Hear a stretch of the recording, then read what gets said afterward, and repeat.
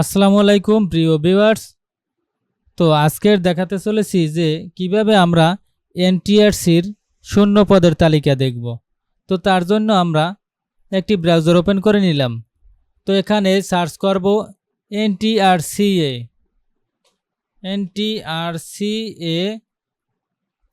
Backend post.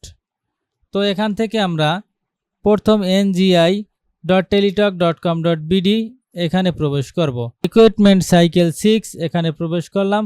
এখানে click করে নিচে এখানে অ্যাপ্লাই নিউ ক্লিক এখানে প্রেস করলাম।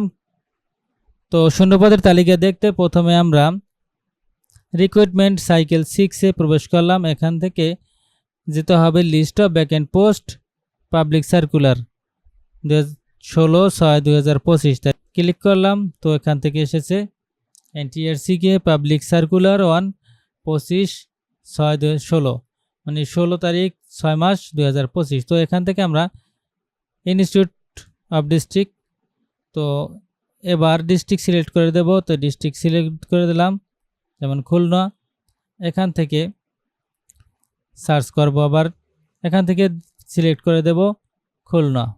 তো এখানে অনেকগুলো এসেছে। তো আমরা দেখব ইংলিশের উপর যে ইংলিশ সাবজেক্ট কোথায় কোথায় খালি আছে। তো এখানে ইংলিশ লিখে দিলাম।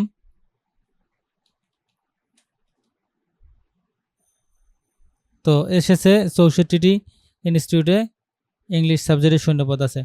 তো আমরা এখান থেকে আমরা অন্য একটি জেলা সিলেক্ট করে দিলাম, যেমন যশোর জেলা সিলেক্ট করে দিলাম। তো এখান থেকে আবার ইংলিশ লিখে দিলাম, যেহেতু আমাদের ইংলিশ সাবজেক্টে কয়টা খালি আছে সেটা দেখতে হবে। তো এখানে দেখা যাচ্ছে 136টি ইনস্টিটিউটে যশোর জেলায় ইংলিশ শূন্যপদ আছে। তো যশোর জেলায় 136টি ইংলিশের উপর শূন্যপদ আছে।